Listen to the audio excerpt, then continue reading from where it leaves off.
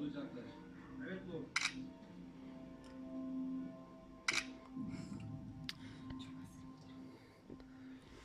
Benim kızım çok güzel poz veriyor. Bakayım baba baksın, baba baksın. Kapı geri dönmedi. Baba baksın. Ah benim güzel kızım. Öp babanın elini. Dedim ki avcı